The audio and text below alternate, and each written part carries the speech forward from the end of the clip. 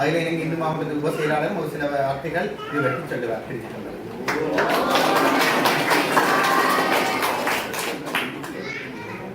அனைவருக்கும் வணக்கம்.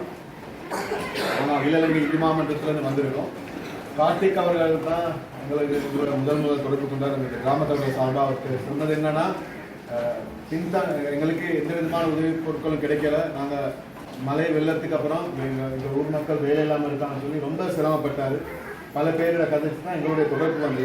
ஸோ நாங்கள் விசாரித்து பார்த்தாரோட மிகமே வேலை இல்லாமல் கஷ்டப்பட்டுருக்கீங்க. ஸோ எங்களுக்கு இது ஐயா சொன்னது போல சிவபெருமான் கொடுத்த பொருட்கள், அதுக்கு கருவியாக இருந்த கார்த்திக்கு நாங்கள் இந்த நேரத்தில் வந்து நன்றி பாராட்டுறோம். கார்த்திக் ஒரு முயற்சி, நீங்கள் இந்த சின்ன வயசுல இந்த முயற்சி பண்ணியிருக்கீங்க.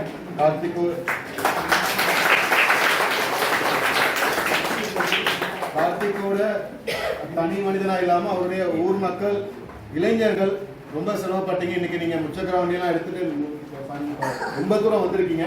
இந்த பாலத்தை கடக்கும் போது தான் வந்து நீங்க எவ்வளவு கஷ்டப்படுறீங்கன்னு சொல்லி இந்த பாலத்துல ஒரு முச்சக்கர வண்டி அதுவும் ஆடி தான் வருது. ஸோ அந்த வகையில இளைஞர்கள் இந்த ஒற்றுமையை காத்துக்குங்க. இதே ஒற்றுமையோட உங்களுடைய ஒற்றுமை தான் இன்றைய பலன்.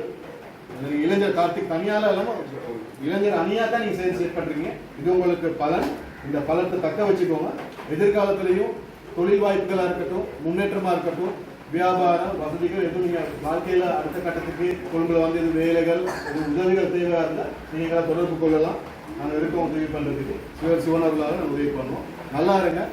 அடுத்த கட்டத்துக்கு நாங்கள்